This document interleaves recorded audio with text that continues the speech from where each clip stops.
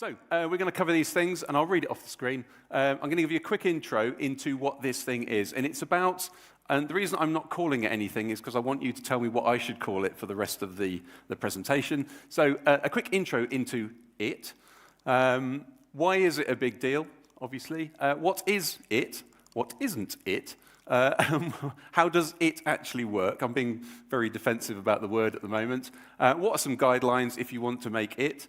And also, what other innovations? So we almost have, you have two presentations for the price of one. I'll do a little bit at the end, which is, you've heard quite a lot about AI and lots of really interesting things. I'll do a little bit at the end of what I see the future to be, maybe some of the things you need to know about. And also, if time permits, a little bit of QA, hopefully that will work. So, what should we call it? Now, the whole point is you've probably seen them online. It's those fake out-of-home things that you've probably seen on social media. You've got three options. FOOH, which is fake out-of-home or faux out-of-home. You've got CGI ads, okay, interesting. Or you've got late entry VOOH, which are kind of virtual out-of-home. So I can't really see, but who thinks it's going to be FOOH? Okay, who likes CGI? And who likes VOOH? I think we're going to go with FOOH. Okay, we're going to go with FOOH. We're going to call it FOOH. Damn, because I've got a slide that says VOOH on it. Never mind. Okay, FOOH it is. Thank you for that, bit of market research. So here's a quick intro into what it is. Who hasn't seen this? I know nobody's going to put their hand up, right? However, this is the Maybelline advert in London Underground, and actually what you're seeing at the end of it is actually the original ad that was a L'Oreal ad in New York. So you've seen these. It looks plausible. For the people who don't know, you go, oh, have you seen that big thing? Lots of people thought it was real, and this is what we're talking about today, fake out-of-home ads. Now, I won't go too much into it, but you know, it really blew up on TikTok, really blew up on Instagram, and that's what we're talking about today. So, did it work? Well, this is actually Maybelline's TikTok account, and if you look, average, I'd say you probably got about 20,000 views, maybe. So, just this one alone is about 15 times the average views, and the original one in New York, 13 million views. So for your billboard or for your activation, to get 13 million views is amazing. You can read some of these, some of the newspapers, some of the comments. Interestingly, out of here, people are saying, where is it? Can I come and see it? So you start to see some of the issues here. If you've flown to the UK and you go to the tube station to go and see where it is and it's not there, you're going to be a bit annoyed about that. So there are some very subtle dangers in where we're going with this, but we'll talk about those as we go. So did it work? Big yes. See what I did there? We've seen this before. So again, you may have seen this one. This was Magic Leap. They are augmented reality spectacles. Probably about 6 years ago now, this was, maybe 5 years. But this did the rounds on Facebook, on Instagram, that sort of thing. Everybody was on Facebook back in the day, Twitter, that sort of thing. So we've seen this. Everybody's kind of getting used to it. Now, if you've seen a car advert, probably in the last 5 years, none of the cars were real. I hate to break this to you, but almost no car adverts these days use actual cars. So this is the Mill in the UK, and they've built this rig you can see underneath their car. They can expand the wheelbase. They can do everything that matches the car they're trying to actually do the advert for. And somebody sits in it, and they spin around, and they then comp the car on top of it. So we're naturally predisposed to, these things are invisible to us now. We probably, now you look at a car advert after this, I'm really sorry, but it's not real. But you can start to spot things like the shadows are all really good. And even if you're watching live sports, so, you know, this is football. Again, if you didn't know this goes on, I'm really sorry. But no, the billboards in the background, they're all live. So lots of things you'll see printed on the actual pitch, they're not there. And all the real-time processing to actually put the players in front of it, all that sort of stuff is being done, and people don't even realize. So the public is used to it. And, you know, Levo will attest. This used to say pubic, so I'm sorry about that. Well caught. However, it's now in our world, so we need to have an opinion on it. And this is, hopefully, will lead you to get an opinion today. So, why is it a big deal? So, there's some things that, well, you know, why are we even talking about it, really? So, some things I need to talk about, maybe 6 or 7 things. First of all, you get access to the young, trendy platforms. So, you know, YouTube Shorts, Instagram, TikTok. So, this is where your new audience are. Out of home reaches everybody, as we know. very specifically, you're getting a very different audience and a very wide audience. There is some science behind it as well. So if I said, can you see the cigar in the wall? Hands up who can see the cigar. Right, okay. So you're thinking I'm absolutely, like, what's he talking about? The cigar in the wall. It's just the wall. I'm going to draw a picture round the cigar. Okay. So what's going on here is the people who knew it have gone, oh, I know this one. I can see the cigar. I feel special. The people who couldn't see it are going, wait a minute, this is interesting. Now, if I get rid of that again, and I say, where's the cigar in the wall? You'll go, well, it's quite obviously there, right? So there are three types of thing that have just gone on there. There's confused people at the beginning going, wait a minute. There's the people who go, oh, I know this one. And now there's a whole new group of people that go, I solved it. If I see this again, I'm going to say it's there. And I can probably search for this on the internet straight when I come away from here and do it to my friends as well. So that thing that you just did, you achieved some sort of breakthrough when you were watching it. That's really important. A little chemical signal's gone through your head. You feel better about that image than just a picture of a wall. So that's what's happening with these fake out-of-homes. You go, wait a minute, is that real? And you're trying to work at it. So that is a great advertising benefit. Obviously, if you're using social media to distribute these, your origin story may be in Latvia, but your audience is everywhere. It's pretty obvious. I needed to put that slide in anyway, but it is pretty powerful as well. Now, this is the slightly not so great thing, or also great thing. You could probably sidestep some production costs as well by doing these virtual out-of-home things. For instance, you may not need any license location fees. You may need to sort of cordon off a street to do your thing. Not anymore, because it's all virtual. You don't have to adhere to any pixel specs. There's no width and there's no height to any of this sort of thing. Likewise, there's no media ingestion. You don't have to sort of meet the deadline and make sure it's in and distributed to all of the screens, all the different totems and 24 sheets, that sort of thing. And also, your project management, you can just do away with all your out-of-home because it's just purely an online social video build, pretty much. Advertising standards probably don't need to get involved because it's just about online. So there's a lot of other things in here, and there's a couple of other things you probably don't need to pay for as well, which is that 50% of the billboards goes into the local community. You don't have to pay for that either. So there's a lot of really interesting things going on in here. And this is really interesting. It's just, this was mentioned earlier, so premium signaling. Now, this is a jet that you can hire if you're an Instagrammer. You hire this for a couple of hours, you get all your mates, and you take some pictures of you going on your private jet, and it never leaves the floor. And likewise, you can hire the Lamborghini as well if you really want to. So this is all about premium signaling. So if your billboard appears on Times Square, your brand has made it. If all you've got to do is Photoshop your brand into a Times Square media place, your brand has made it, and nobody really knows, but you didn't do any of the hard work to make it. So this kind of premium signaling, by being around these spaces that people are now borrowing for these fake advertising, that's a really, it's a powerful thing. Excuse me, I do have a cough. I will cough. Trends is really interesting as well. So if you've ever seen the trend bell curve, you have the innovators and the early adopters over on this side, and they get really excited about all this sort of stuff. It's kind of where we're at with AI right now as well. Now, if it jumps the chasm, something big happens and it goes into the public world, then you get the early majority, you get the late majority, and what are called the laggards. Those are the people who just sort of, they don't really want to get involved, but they hear about it last thing. Now, this is called the early market, and this is called the mainstream market. I think we're about here right now. So we're just on this bell curve. Could peak pretty quickly, may actually have a couple of years left in it. So just bear that in mind. It is a trend, and we're currently traversing it, but I think it has jumped the chasm. That's why you're hearing about it now. Also, it is pushing creativity. So there's quite a lot that you've seen. Even the fact that we're even talking about it is pushing creativity. People are doing some really interesting stuff with it. So these numbers at the bottom, millions. Those are numbers that any normal social campaign, any brand would absolutely die for on social media. So there's something going on here that is actually pushing creativity. Obviously, whether it's real or not doesn't really matter. So what is FOOH? That's why I was, because I didn't know what you were going to say. What is it? So there's a spectrum, okay? Over on this side, we have probably somebody in their bedroom, a 3D person, like not a 3D person, but somebody who does 3D, probably sat in their underpants with a laptop doing CGI. Okay, over on this side. That's probably social media content.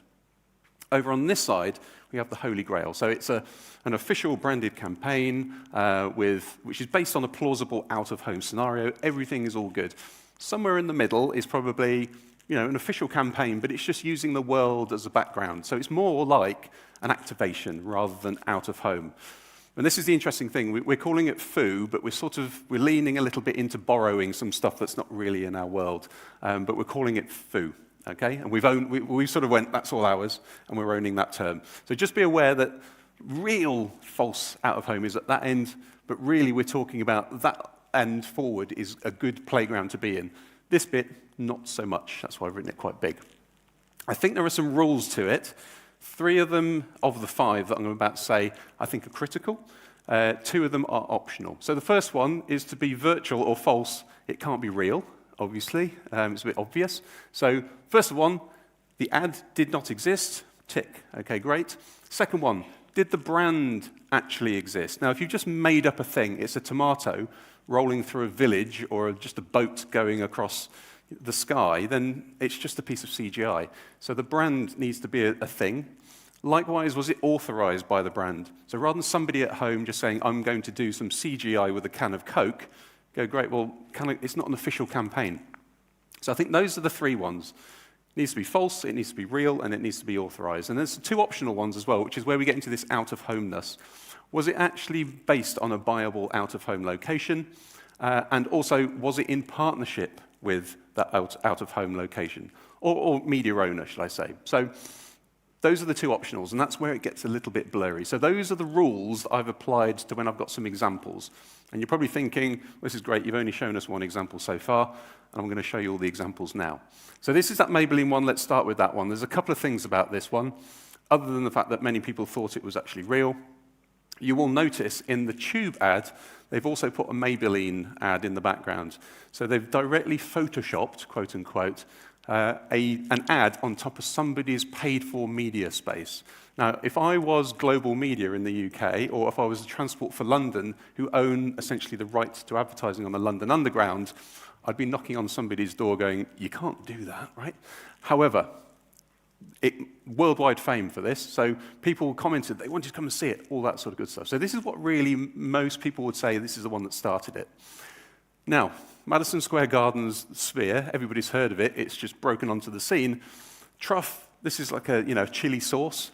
They went, okay, we're not only going to steal one of the biggest screens in the world, we're going to make a giant bottle of barbecue sauce come out of it. 2 things I'd note about it. One, it's done really well. The CGI, the shadows, the reflections, it's done really, really well. Tick. The other one is, if you try to buy the media on the MSG Sphere, apparently it's nearly $500,000 a day. So if somebody comes along and goes, yeah, we'll have that, we'll just Photoshop a thing on top of that, again, there'll be a knock at the door going, you can't do that. So, but at the moment, nobody's really knocking at people's doors. So it's really interesting, this one. As you see my little scoring thing down here, the only thing that it wasn't really was it wasn't a partnership. Everything else is true, nearly. So, and then we look at this one. This was actually for Manchester City, football club in the UK. So the things that aren't real in here, all the buses, the cabs going in front of it, not real. Those are all CGI. So I thought what was really interesting is getting 4 of your friends to sort of do that at the bottom of it. Give it a little bit of realism. There's also really good stuff. It's done really well. There's the shadows, the reflections. Everything's really, really good. So just particularly well done. And it was actually on the official Manchester United TikTok account and Instagram, and it was to promote their tour in Japan. So all good. Lots of ticks. Again, it wasn't in partnership. There are some billboards in the back that have been conveniently placed with another ad. Again, you go, oh, that's probably a bit awkward. However, it happens in Latvia too. Yay. So, yeah, woo. So it's arguably, I'd say this is almost too subtle to be effective. So you could have probably just done a ginormous one of these and lent it up against, H&M's and taken a video of it. However, it did get some attention as well. So arguably, I'd say it's probably too subtle. And there's a little law rule coming up soon about how much magic do you need in these to make it really effective. But, was it a local out-of-home? No, but usually those 2 come together. If it's not an out-of-home location, you can't really have a partnership anyway. So those 2 rules are kind of joined. However, happens here too. Excellent. Well done. You're on the map. Now, this is an example of like, how could you make that a little bit more magical? This is in Dubai, and if there's a few clues, I would say, that how do you know something is not real, one of the big clues at the moment is if it has the Burj Khalifa in the background, it's that company in Dubai that keeps making loads and loads of these who've probably done it. So it's a weird thing. If it zooms in and out really quickly, or if there's Burj Khalifa in the background, it's probably fake, which is a weird set of rules. However, this was actually official. It was great. Now, is it a billboard? No, because I went to Google Street, and I found exactly, it took me a while, but I found out exactly where this is filmed, and I took a picture on Google Street, Burj Khalifa, and you'll notice there's no ginormous billboard in there. So sometimes even you just make up a billboard if you need a billboard to place your thing on. So we're even faking the actual panel that we need behind it as well, which is kind of interesting. There you go. Now this one is altogether kind of interesting. Now it sort of looks like a billboard, but sort of isn't. You've sort of seen it before, but you sort of haven't. You've probably seen these as those light projections you got maybe 10 years ago. There would be a laser projection and the building would fold in on itself. And we've sort of not seen a lot of those recently. However, this is pretending to be one of those. It's Pull and Bear, it's official, it was on their website. Now, it's not a media space, but it's just a piece of CGI. The really interesting thing about this is it uses this character, and you'll see this character a lot. If you look for virtual out-of-home or VOOH or CGI advertising, this is Zlu. Zlu is a giant alien who is visiting Earth and has its own social media presence, even has an agent, et cetera, et cetera. Now, when Zlu appears in things, it really takes off. Has been, with huge brands, Lagerfeld, Swarovski, all that sort of stuff. So, generally speaking, you can even now hire a virtual influencer to be in your virtual out-of-home as well. So, pick your virtual aliens well when you're casting for your adverts, which I think is just really interesting. And then we've seen this other one. This is also from L'Oreal, same as the Maybelline brand we saw at the beginning. Now, there's a couple of, great, this is for sort of lipstick, and it was all saying, it's long-lasting, and this is how they were doing that. So the story is good. It's demonstrating the product. There's a couple of things in here you'll notice as well. I would say, number plate, L'Oreal, giveaway. The words on the street you're about to see, it will say match resistance, and in the background you'll see the L'Oreal as well. So if you look really closely, you'll go, oh yeah, it's definitely branded. So they're not lying about it particularly, but everybody thought this was amazing, and of course it's French, so de cheveux, 2CV. They're doing all the good branding stuff as well, so I really like that, and it's a red one, etc. So that's good. And then, then we come up to this one. So this got a huge amount of heat as well, just because it was so subtle. So Alexandra Wang, so New York is really the story. So you see those bags where it says New York, Paris. New York is really the center. So if you didn't know that was Manhattan Bridge, you just go, it's just a bridge. But that's Manhattan Bridge. They're not talking about it. They've not done it on something obvious like the Burj Khalifa or the Eiffel Tower. They've kept it kind of subtle. And it's also really kind of subtle as well. So one of the rules I think is really interesting is don't be too obvious. If you're from New York, you know exactly what that is. And also you're thinking, not many people know what that is, and therefore, I've done that a bit of science where I've had a little bit of an endorphin rush as well. So really, really subtle. And the other thing I'd say is you don't have to be too clever about the idea.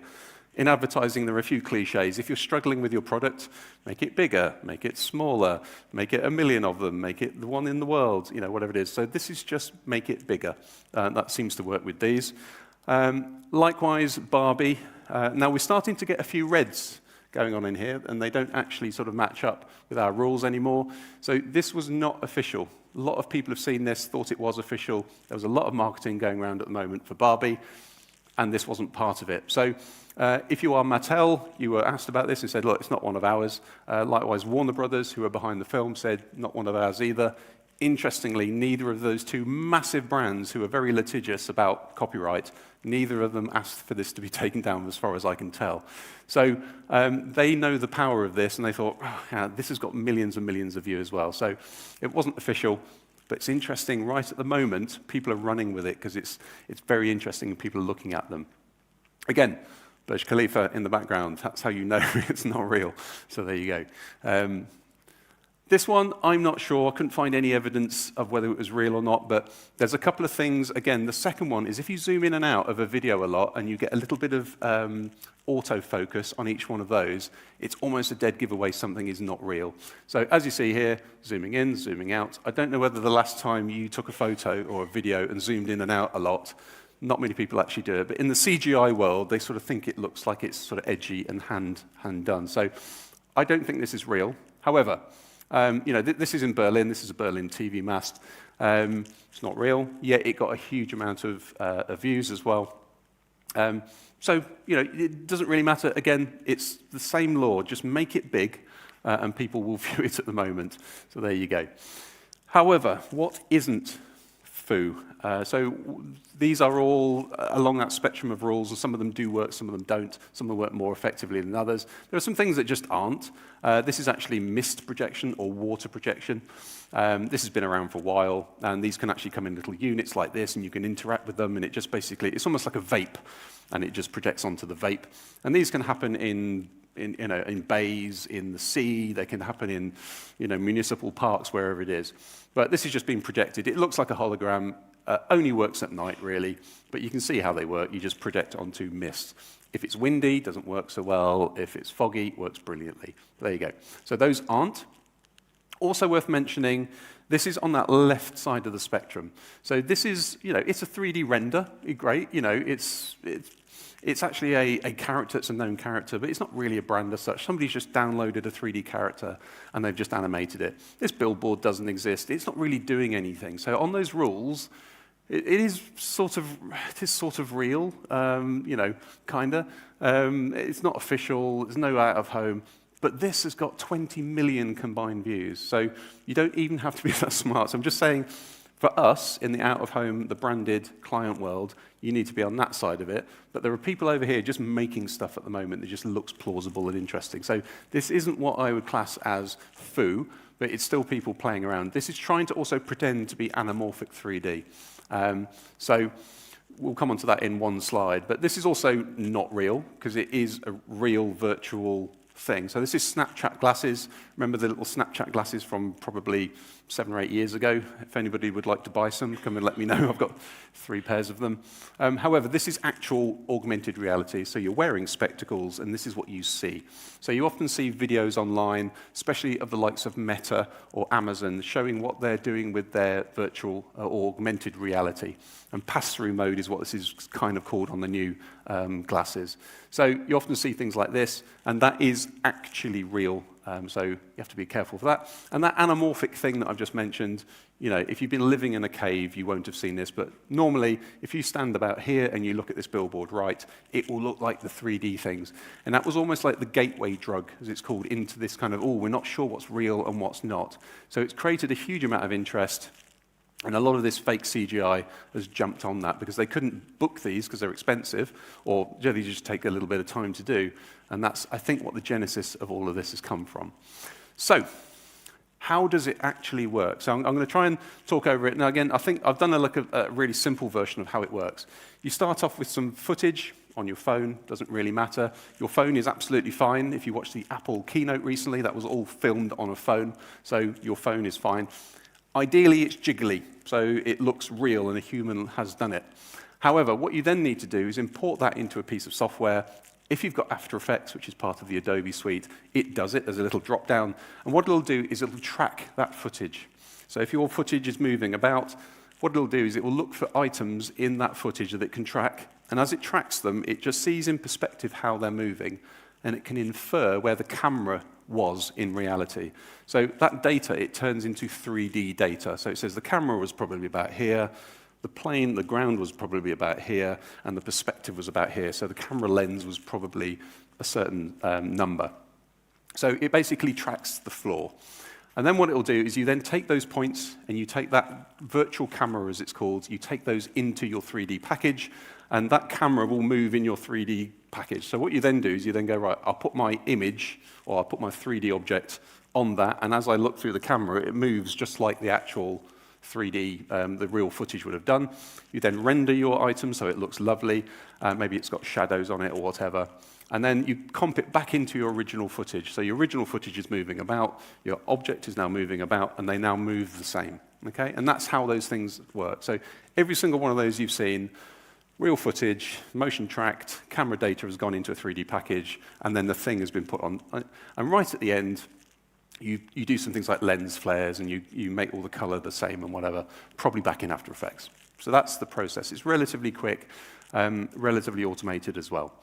So you render it out, and then you've got your footage. So I'm going to try and talk over this. This is somebody, well done to Daniel for this one, because it's perfect. So you start with your footage. You can see it motion tracking. Dots have appeared everywhere, and it's gone, this is where your ground plane is. So you've gone into your 3D package and say, I want to put a new little kind of hut in that scene. So you get your hut, you import your 3D footage, and you put it on that square. So as you'll notice, it's moving weirdly, because that's how the actual camera was in that original footage. So there you go, so you've rendered it out. And you can actually sort of put your rendering in the back of your 3D scene as well, just so you can get a better example. So here it is.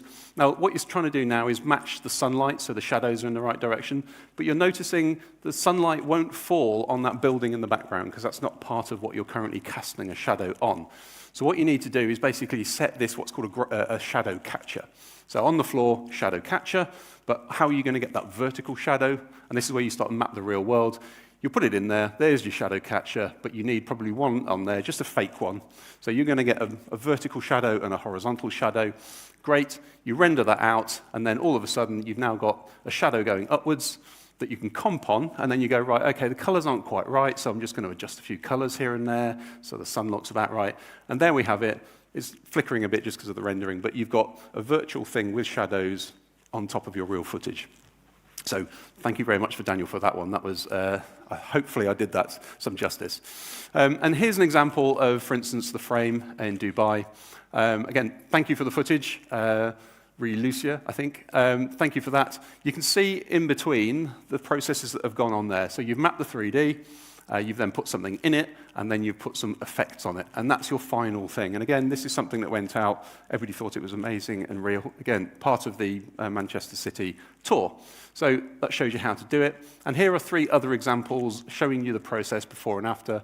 So well done to Vertex CGI for these. It's absolutely full channel. Some of them show you behind the scenes. So you can see this was the original footage, and this was what was comped on top of it. And this one, maybe not so great. You could say the rendering isn't particularly real, and you can tell it's kind of fake. With a little bit more work on that, I think it could be great. Burj Khalifa in the background, you'll notice as well. So each time you see that, you have to go, I'm not sure it's real. So there you go. So hopefully that gives you a guide of how to do it. And there are also some guidelines I think would be useful. So before I go on to the actual guidelines, you need to know what probably the strongest ways of not doing it. So here are some tales of warning, basically. This was Gymbox, and Gymbox in the UK put out this advert on social media. It was a good concept. You know, it's all about aerial classes, so fitness classes on ropes, I guess. And they put it on top of a bus so that people in tall buildings could read it. What a great idea.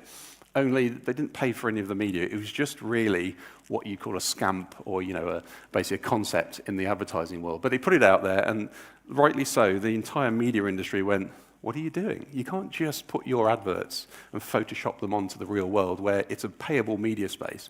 And that's somebody else's business, by the way. So lots of sort of pundits went, I love the advert, really, really good. And then the whole industry went, but if you do that, the entire industry breaks apart. If you just start photoshopping, putting faces on other faces, you can't really do that. So, and again, advertising standards would not need to get involved in this because it's just a social media image rather than something that affects the kind of the advertising standards in the real world that normal humans could see on TV or in reality. And BA, British Airways at Glastonbury, is another word of warning, really. So Glastonbury, a big music festival in the UK, are very careful about how they advertise and what advertising they allow on site. So British Airways have had this campaign, multiple award-winning campaign. It's a brilliant campaign, but they just went one step too far. They didn't, as we say, read the room. They didn't really get the vibe of what was going on. So they had this great, extension of their campaign, and they comped up a billboard in Glastonbury, put their copy on it, and then sent it out. And of course, Glastonbury were like, you can't do that, because we wouldn't have allowed you to do that in the first place. And likewise, the audience who go there went, this is just a big corporate stepping over the mark and trying to put some of their message in our festival. So they really didn't read the room. And it was essentially the agency plus the brand.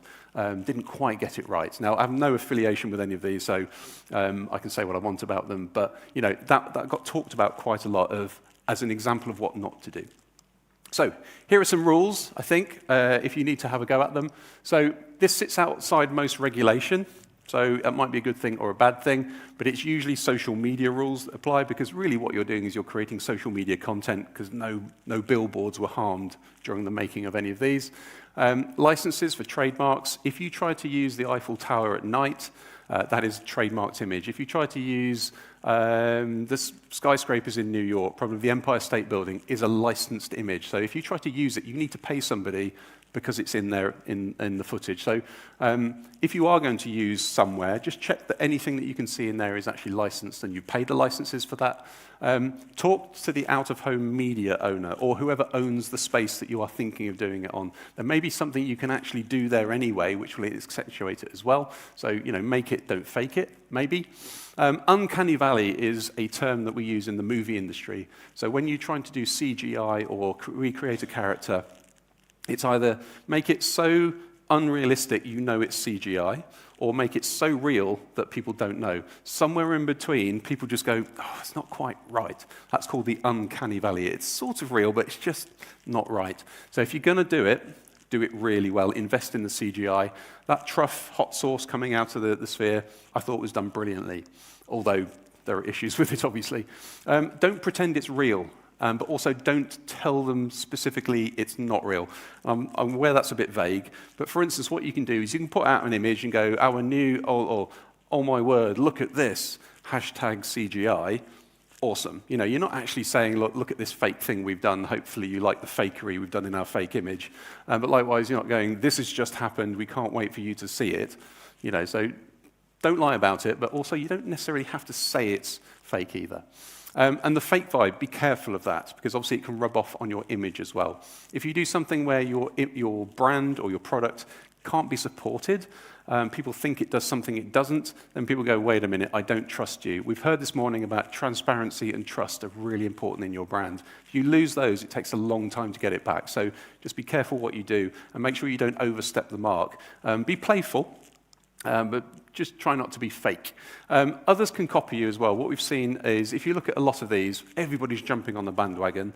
And on that initial thing, it's the people on the left-hand side. So the people who are in their bedroom with a copy of Cinema 4D or Blender and After Effects, and they can make this stuff as well. So you might need to be aware, if you show the way, people might go, well, we can do it as well. And they might do it to your brand as well. The bigger your brand, the more attraction you might get to it as well. So have a policy. Like Barbie, like Mattel, for instance, they went, yeah, we know it's bad, but we're going to leave it for now. They probably had a policy about that. There was certainly a lawyer's discussion went on somewhere. Keep it subtle. That thing with the cigar, keep it subtle. You need the aha moment. You need the endorphin rush. And also make sure it's part of a real campaign. If it's just a piece of fluff on the internet, that's probably where it sits. As soon as you start to see real advertising, real billboards that back this up as well, you basically put it all into the same bucket in your head of trust and amazingness. And also, launch it well. So yes, this is social media. If you're not experts in social media, make sure you've got a social media plan.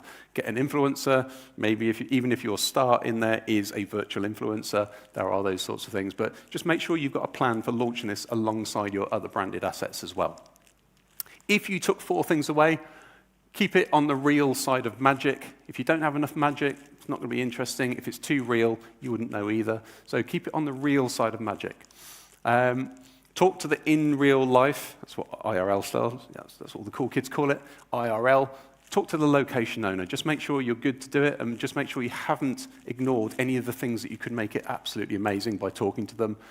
Make it part of a wider campaign, and also do it now before that trend starts to wane. So maybe in a couple of years' time, it will just be the same as the metaverse was last year, the same as NFTs were the year before. They were the big hot ticket. Now, if you did a metaverse right now, it's like, oh, it's a little bit 2 years ago, maybe a year ago. So do it right now. I think you're still good, okay? So now go out and make some. That's why go and do it. So you have my permission. If there's any legal issues, it's not my fault. So now that was the first bit. Now you have a quick second bit. How long have I got? Good, good. How long have I got? Good. Okay, excellent. I'll work with that. So I'm going to do the second bit, which is just hopefully quite quick.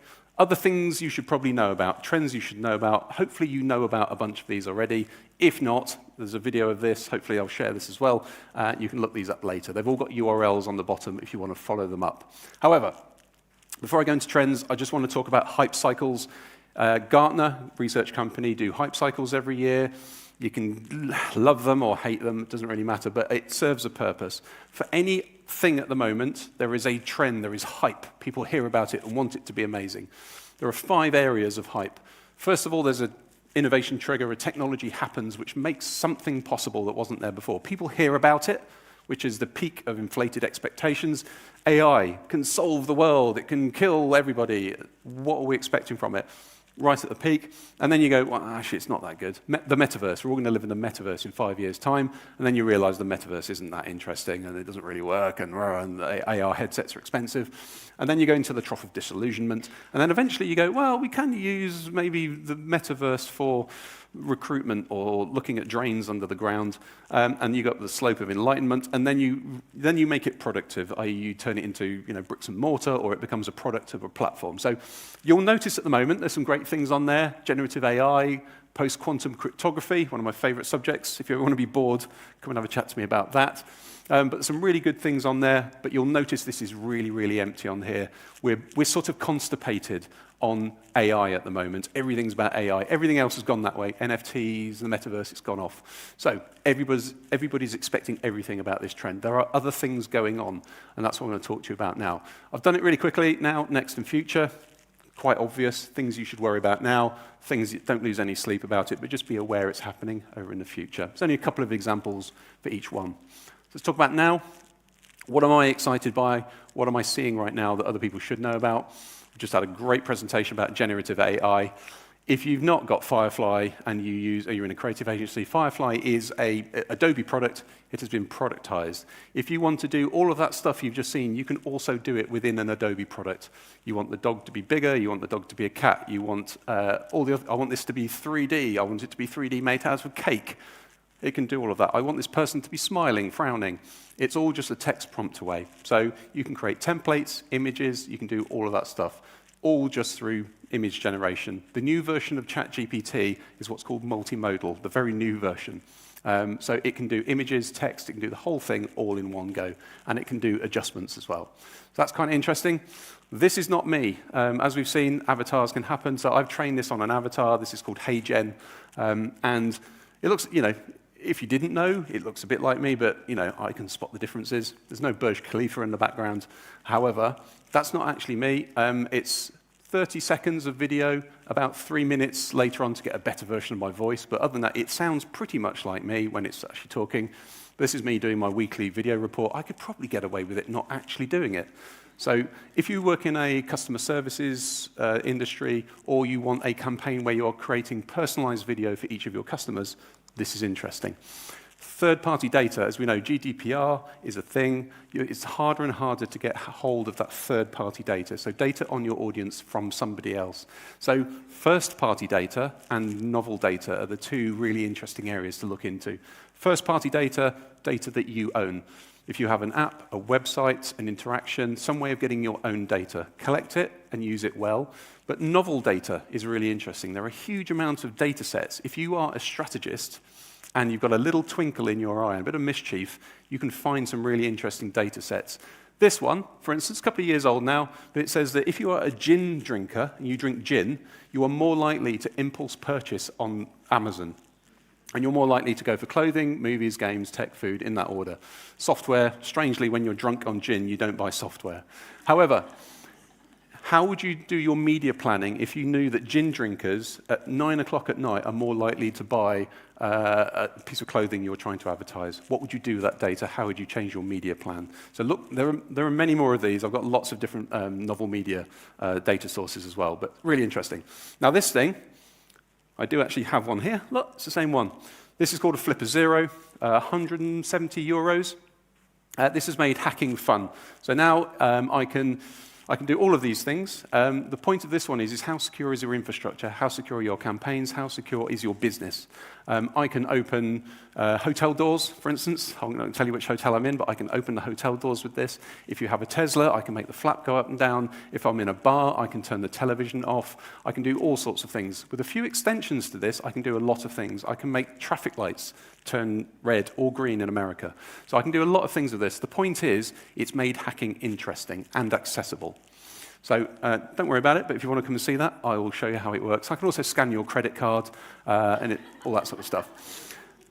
Next, let's go for next. So we're getting a little bit further. So synthetic data, this is called. So how the data you have access to, that third-party, first-party data, you can also gain synthetically.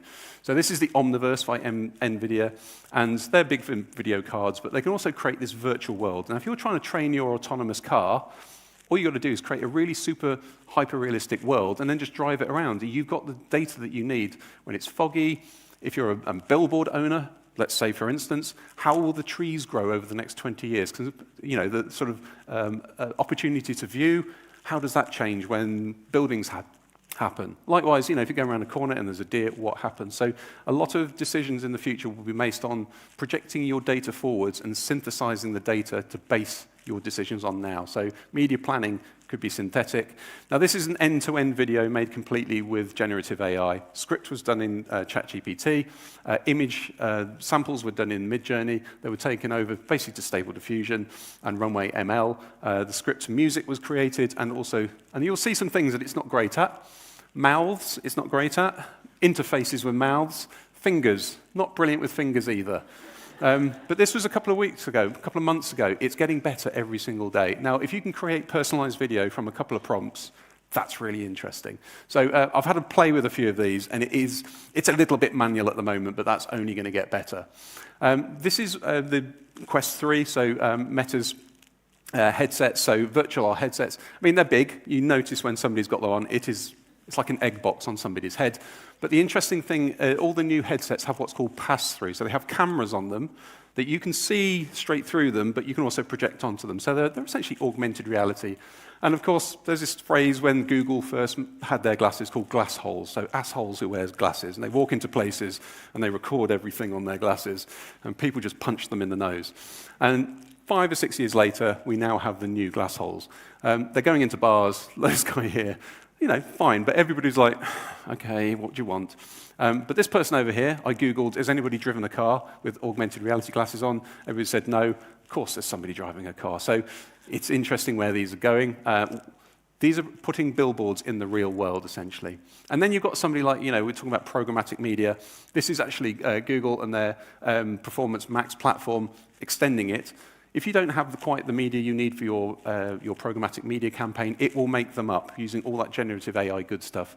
Images that you don't have, voiceovers you don't have, scripts you don't have, videos that need to be edited, et cetera, et cetera. You put as many bits as you've got into the machine, tell it what you want, and you can help it create the rest. So really interesting targeted media, essentially supported by the platform as well. Now we're going into the future slightly, and obviously the first one, look at those, when I was saying, you know, the future is probably going to be augmented. This is a really good example. Doesn't exist anymore, by the way. This was a sort of a startup that then disappeared. However, this was all when NFTs were brilliant. You bought your NFT, you decided where you wanted it to be in the real world, and then you published that, and then somebody could then subscribe to your vision, and as they walk down the street looking at your vision, they would see all of your NFTs, where you wanted them to be. Now, if you then say each one of those is a billboard, somebody's walking down the screen, everybody's seeing their own different version of reality, but interacting in the same world. How do you deal with that? Planning consent for billboards might get a whole lot easier in the future. However, you know, this is a long way away, quite frankly. This is a long way away. But you can imagine quite in the future, this is going to happen. This is a couple of years old now, but actually they did an update a couple of weeks ago. So this was the update a couple of weeks ago. And it is an interactive, color-changing dress. Now, in reality, it's not quite as cool as you think. You look, there's lots of scales, little scales. Each one is a screen that can go white or black. So it's It's a bit like a sort of privacy glass. However, they're sort of interactive to an extent, but you can start to think, okay, that's interesting. If I can now have my clothes, imagine this, actually selling you something, then that's interesting. Everybody becomes a screen, and if everybody becomes a screen, the world becomes essentially just one big media frenzy. And you can see where BMW went last year, and they've increased it on this year. So this was at CES, the Consumer Electronics Show. And this uses the same ink as your Kindle. If you ever had a Kindle, if you turn the power off to this, it stays like that. So imagine going home and you've got a white house and you make your car go white. You go to work and it's blue building and you make it go blue. It blends in. If you steal a car and they're looking for a red car, it's quite easy to then turn it into a black car, for instance. But likewise, you can imagine putting adverts on this, parking it up in a car park and walking away. The cameras around it will tell you whether you actually had any person look at it or not. So screens around us, not necessarily official screens. And then just finally, just to quite literally blow your mind, this is reaching into somebody's actual mind and visualizing the images in their head. So the way this works is lots of people were shown images, or lots of people were shown thousands of images, and as they were shown the images, one after another, they were in an MRI scanner. The MRI scanner was reading their brain data. So for every picture of a train, they got the brain data, and they showed enough people pictures of the same train to get some sort of trend in that data. So later on, put somebody else in an fMRI scanner, just listen for that same data, and they can say, we're pretty sure they were looking at this train. And if you do that enough, you can start correlating data in the head to what they might have been seeing, to the point where, if you are shown these images here, these are the images that got brought out of their brain. So if you're thinking, what did I dream of last night? You can actually now visualize your dreams, which would be quite interesting. Imagine if you could sell those. That would be amazing. But likewise, if you just want to know, did anybody see your adverts? Make them walk down the street, put them in an MRI scanner, fMRI scanner, and pull the images straight out of their brain, and you can get absolute proof whether they saw your advert or not, effectiveness, essentially for real. So, this is all done with machine learning and, generative neural networks, etc. However, if you want to take something away from today, that's where we're going probably, selling your dreams for money on the internet. Hopefully, that's it. You survived. Thank you.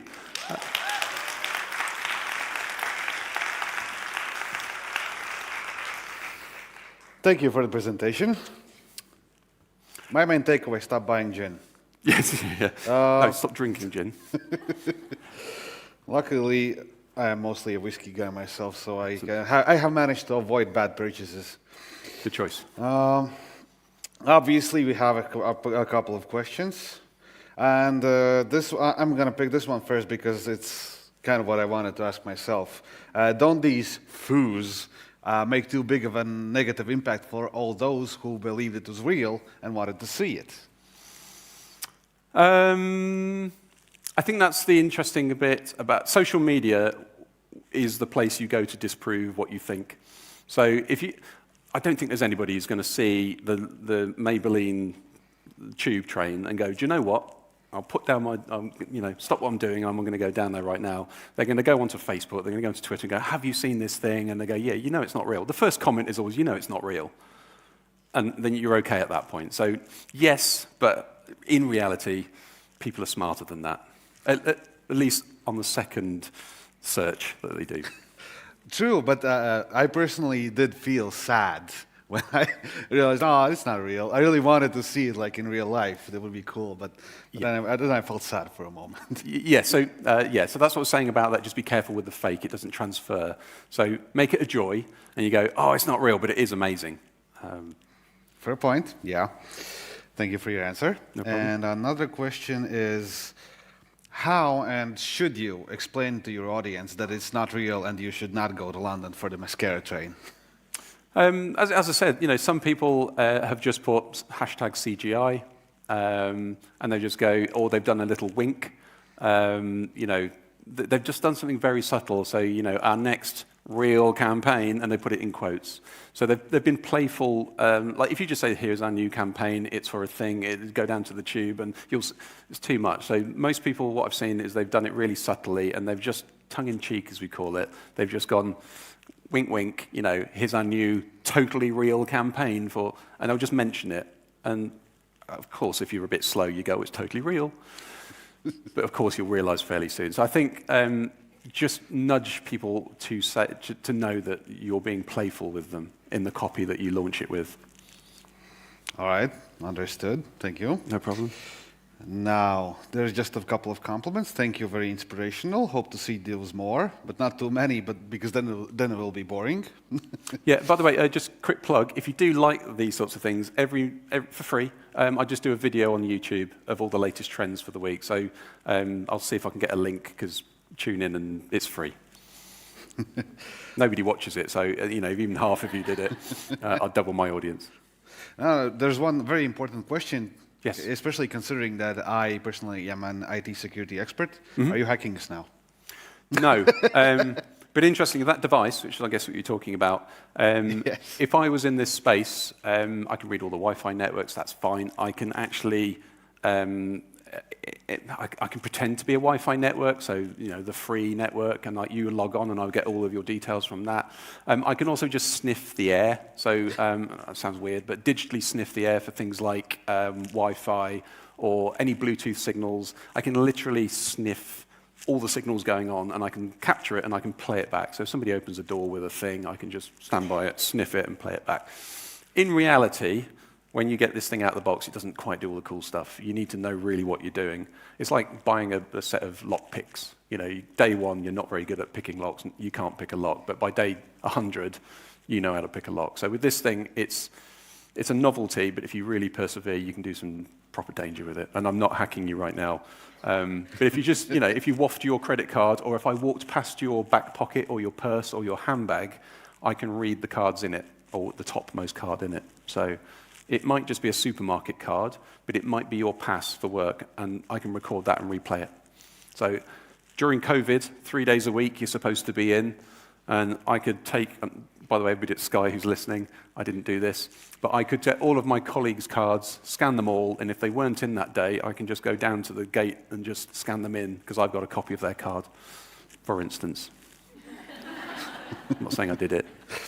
Fair point, thank you. And also, do you think fake out-of-home could harm the out-of-home industry, especially media owners? Yes. Yeah, so no, there's a bit more to that, I guess. Yes, I think we've got to own it, and we've also got to start putting out. It's a little bit what America are trying to do to AI right at the moment. They're trying to own the rules to it, and I think to an extent we've got to do that a little bit. But I think the trend will go. I think it'll start to become just a thing that you need to add to the end of your campaign or part of your campaign. So I think at the moment, I think it's only good. And the only people that probably should be annoyed about it are the rightful media owners who've had a known brand Photoshop over their other ads that were on there. I would probably, I'd look down our media list and go, they're an advertiser. I'd probably have a chat with their media agency. And this naturally actually leads into another question that just popped, that should we expect more strictly regulated environment due to AI-generated fake ads, news, and etc.? Probably yes. Well, okay, there's fake ads and there's branded content. So that's really what we're talking about, is social media content. That's what we've talked about. Fake ads are manipulative and are usually there to do bad. So if you're talking about fake media, they're trying to get you to do something that is bad. And that's, I think, a place we shouldn't go to, or we should make sure. And that's about the social media platforms knowing that. America right now are trying to put watermarks on video. It's never going to work. However, we need some way of AI output being flagged to big platforms so that when it comes back and tries to be something it's not, it's authenticated and moved away. I think at the moment we're just talking about playful social media videos where a brand is totally up for it and they've just done some great partnerships. I think we're okay for now. All right. And, well, last question for today and for you. What's your favorite shirt brand? My favorite? Shirt brand. Shirt brand. Yeah. I should say call out to Claudio Lugli in the UK. That's Claudio-Lugli. Claudio Lugli. Yeah, just makes funky, weird shirts. Got really nice buttons, different colour buttons. Yeah, no, I think the older you get, the more, if you fall over, people need to find you. So wear like interesting shoes that are bright So the older I get, the brighter I will get. You know, make sure your socks get noticed by helicopters when they're searching for you. So yeah, but yeah, Claudia Lugli is the unofficial supplier of my shirts. All right. Well, thanks a lot for all of your answers. It's been a real pleasure Thank having you. you here.